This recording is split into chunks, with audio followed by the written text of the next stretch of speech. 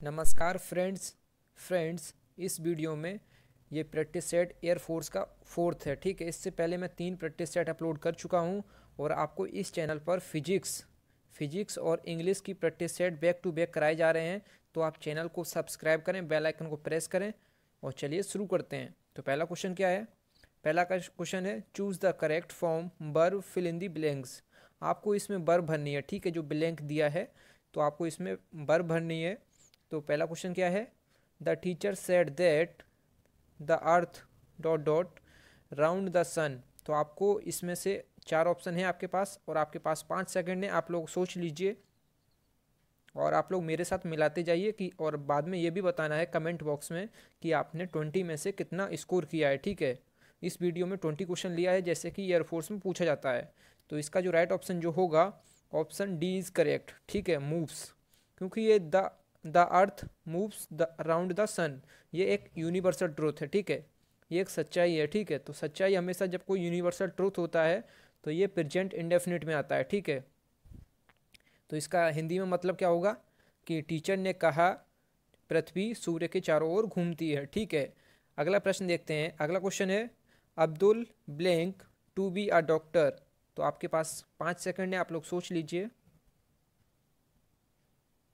तो इसका जो राइट ऑप्शन जो होगा ऑप्शन ए इज करेक्ट होगा। Abdul wants to be a doctor. Abdul doctor बनना चाहता है। ठीक है, अब्दुल एक डॉक्टर बनना चाहता है। ठीक है, अगला प्रश्न है 3rd नंबर। तो इसमें क्या है? He has dot dot his work.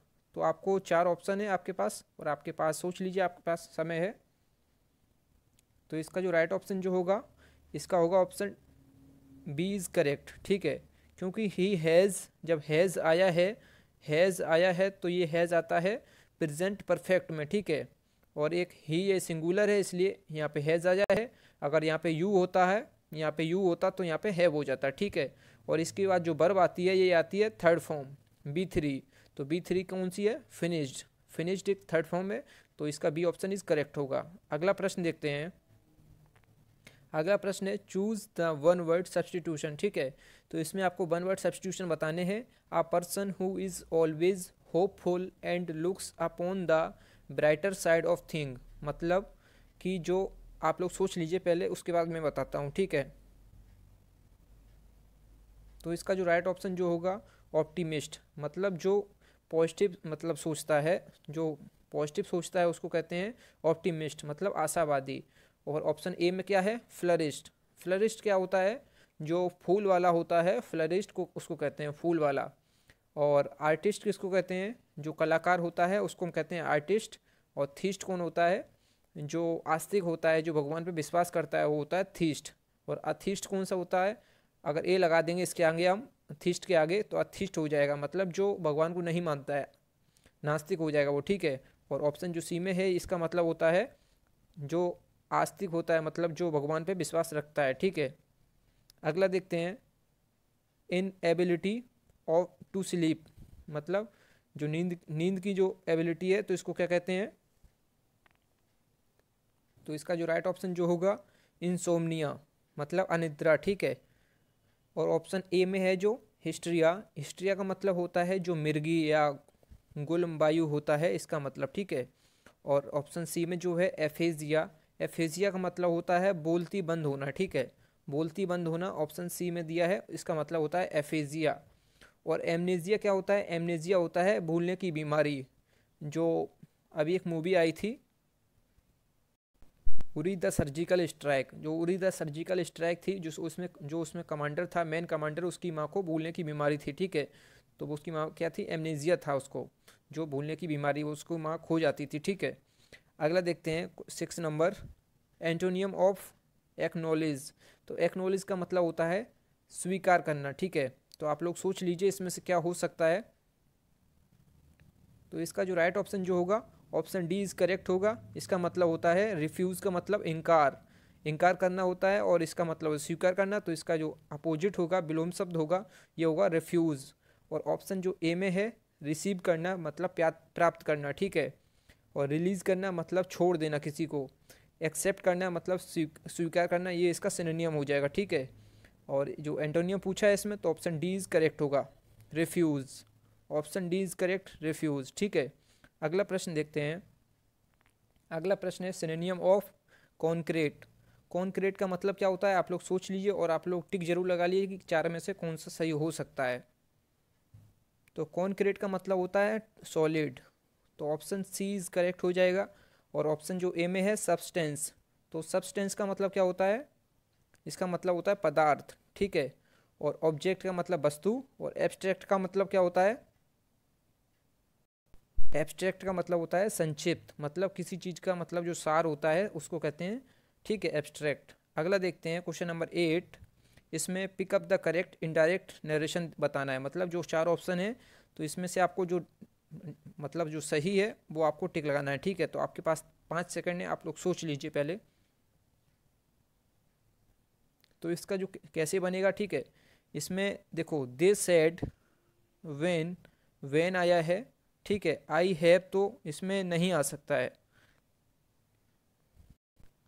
तो इसमें हैव हो नहीं सकता है। ठीक है, क्योंकि हैव जो वर्ब है ये आती है प्रेजेंट, ये हैव जो वर्ब है प्रेजेंट परफेक्ट की है। ठीक है, प्रेजेंट पूरा प्रेजेंट जो टेंस है, present indefinite, present present continuous, present perfect, ये सारे जो डायरेक्ट में रहते हैं तो ये जब इनडायरेक्ट में बदलते हैं तो ये पास्ट में जाते हैं। ठीक है, तो पास्ट में यहाँ पे कोई वर्ब नहीं है। ठीक है, सब प्रेजेंट में दिए हैं, इसलिए ये गलत हैं सारे। ठीक है, तो इसका जो ऑप्शन होगा डी, नन ऑफ दीज का करेक्ट होगा। ठीक है, अगर मान लिया जाए इसको अगर हमें सही करना है तो कैसे सही करेंगे, तो आई हैड हो जाएगा, यहाँ पे आई हैड कर देते हैं तो ये सही हो जाएगा, ऑप्शन ए वाला। इसमें हैव दिया है इसलिए ये गलत है, ये तो डी ऑप्शन इसका करेक्ट होगा। ठीक है, अगला देखते हैं वर्ब ऑफ गिवन नाउन। जो हाइट दिया है इसका आपको वर्ब बताना है, तो आपके पास 5 सेकंड है। तो इसका जो राइट ऑप्शन जो होगा ये ऑप्शन बी होगा, हाइट का हाइट ही रहेगा। सॉरी, ऑप्शन बी नहीं होगा, ऑप्शन ए होगा, हाइट का हाइट ही रहता है। ठीक है, ऑप्शन ए इज़ करेक्ट। अगला देखते हैं क्वेश्चन नंबर 10। इसमें आपको वॉइस बताना है, मतलब कि एक्टिव वॉइस दिया है, आपको पैसिव बनाना है। ठीक है, आपके पास 5 सेकंड है। व्हाट डिड ही से क्वेश्चन मार्क, तो आपके पास 5 सेकंड है, आप लोग सोच लीजिए। तो आप लोग इसको कैसे बनाएंगे, क्योंकि जब एक्टिव वॉइस में वॉट दिया है तो वॉट का वॉट ही रहेगा। ठीक है, तो अभी वॉट का वॉट रहेगा, और जो डिड है ये आता है प्रेजेंट सॉरी पास्ट इंडेफिनिट में। तो पास्ट इंडेफिनिट जो बदलता है पास्ट कंटिन्यूअस में। ठीक है, तो पास्ट कंटिन्यूअस में वर्ब होती है बॉज और बर, बॉज और बर होता है। ठीक है,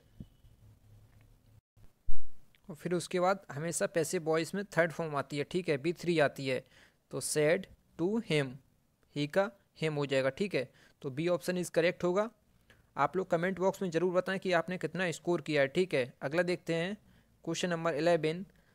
the dot dot Mughal emperor came to, came to, came to आगे क्या दिया है, एन, एन इग्नोनियस। ठीक है, इग्नोनियस एंड, तो इसका जो राइट ऑप्शन जो होगा आप लोग सोच लीजिए। तो इसका जो राइट ऑप्शन जो होगा ऑप्शन बी इज करेक्ट होगा, द लास्ट मुगल एम्परर। ठीक है, ऑप्शन बी इज करेक्ट। ठीक है, अगला प्रश्न देखते हैं। अगला प्रश्न है fill in the blanks with appropriate adjective, आपको एडजेक्टिव भरना है। ठीक है, this is the dot dot post office to my house, तो आप लोग सोच लीजिए।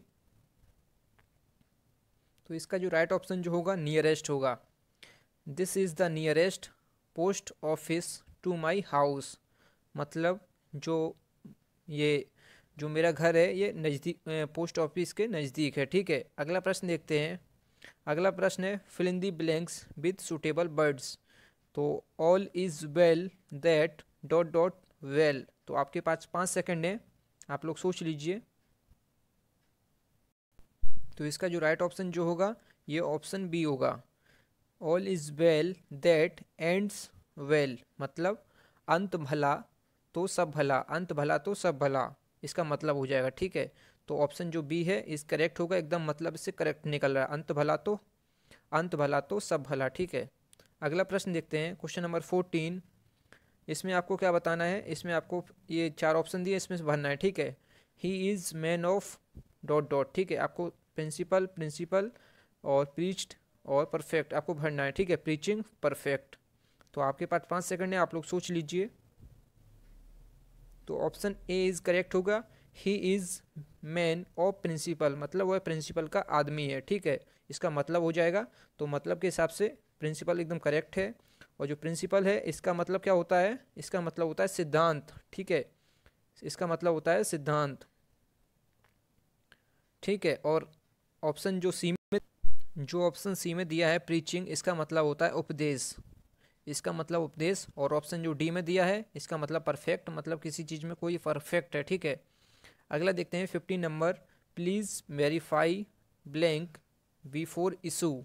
तो आपके पास 3 सेकंड है, आप लोग सोच लीजिए। तो इसका जो राइट ऑप्शन जो होगा ऑप्शन बी इज करेक्ट होगा, CHEQUE। तो आप ये जरूर याद रखें, जो चेक देते हैं हम किसी को तो ये स्पेलिंग है, ठीक है। तो इसका मतलब क्या होगा, कृपया समस्या से पहले जांच को सत्यापित करें, ठीक है, तो इसका मतलब हो जाएगा। तो ऑप्शन जो बी है इस करेक्ट होगा। आप ये स्पेलिंग जरूर याद रखें चेक का, ठीक है, CHEQUE, ठीक है, आप स्पेलिंग जरूर याद रखें। अगला प्रश्न है question number 16, the train came ... 9 o'clock। तो आपके पास 4 ऑप्शन है, तो आप लोगों सोच लीजिए आप लोग। तो इसका जो राइट ऑप्शन जो होगा, the train came at 9 o'clock, option C is correct. अगला प्रश्न देखते हैं, he question the group ... a danger. तो आपके पास 3 सेकंड है, आप लोग सोच लीजिए। तो इसका जो राइट ऑप्शन जो होगा ये ऑप्शन सी इज करेक्ट होगा, he question the group against a danger. और जो क्वेश्चन नंबर 16 में था 9 o'clock, जब ये 9 o'clock एग्जैक्ट टाइम है, ठीक है, जब कोई एग्जैक्ट टाइम होता है तो उससे पहले हम 8 लगाते हैं, ठीक है, 9 o'clock 8 o'clock। और जब कोई घड़ी का टाइम दिया होता है एग्जैक्ट, जैसे 8:30 पे आएगी ट्रेन, ठीक है, 8 घड़ी का टाइम दिया है तो उससे पहले भी हम 8 लगाते हैं, ठीक है। आपको ये क्वेश्चन नंबर 16 का सारा डाउट क्लियर हो गया होगा, मैं बताना इसमें भूल गया था, ठीक है। तो अगला क्वेश्चन देखते हैं 17, he question the group ... a danger. तो इसमें सी ऑप्शन इज करेक्ट होगा।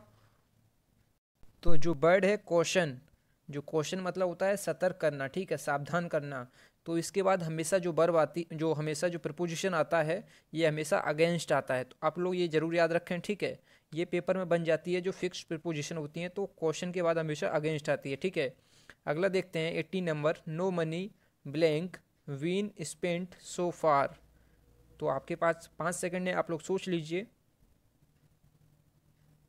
तो इसका जो राइट ऑप्शन जो होगा ऑप्शन ए इज करेक्ट होगा, नो मनी हैज़, क्योंकि मनी एक अनकाउंटेबल है और अनकाउंटेबल नाउन के बाद हमेशा सिंगुलर वर्ब आती है। सिंगुलर वर्ब कौन सी है, इसमें हैज़ है, हैज़ बीन स्पेंट सो फार, ठीक है। अगला प्रश्न देखते हैं। अगला प्रश्न है, ये इसमें रॉन्ग पोर्शन बताना है, स्पोर्टिंग द एरर का है। They wanted a candidate with lot of experiences, no error. तो आपके पास 3 सेकंड है, आप लोग सोच लीजिए। तो इसका जो राइट ऑप्शन जो होगा ऑप्शन सी होगा, क्योंकि जो एक्सपीरियंसेस लिखा है तो इसमें जो एस आया है एस नहीं आएगा, क्योंकि एक्सपीरियंस जो है इसको हम प्लूरल नहीं लिख सकते हैं, ठीक है। तो ऑप्शन सी इज करेक्ट।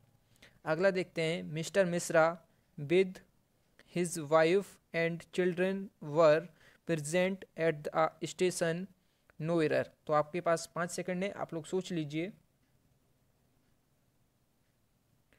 तो इसका जो राइट ऑप्शन जो होगा ये होगा ऑप्शन डी में, ठीक है।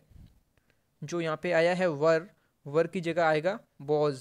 और बॉज क्यों आएगा, क्योंकि जब दो से अधिक या दो नाउन जब प्रीपोजिशन उसमें आई हो बीच में और एंड से जुड़े हैं, ठीक है, तो जो शुरू में जो प्रीपोजिशन आई है उससे जो पहले जो नाउन है उसके अकॉर्डिंग हमेशा वर्ब आती है, ठीक है, ना कि इनको देखते हुए। इसमें 3 है तो लेकिन इससे मतलब नहीं है, जो प्रीपोजिशन उनसे पहले है सबसे पहली वाली प्रीपोजिशन, तो जो प्रीपोजिशन विद है इसमें, तो विद से जो पहले है सब्जेक्ट उस मिस्टर मिश्रा, तो इसके अकॉर्डिंग हमें वर्ब लगाना है। तो मिस्टर मिश्रा एक सिंगुलर है तो यहाँ पे वर्ब भी आएगी बॉज।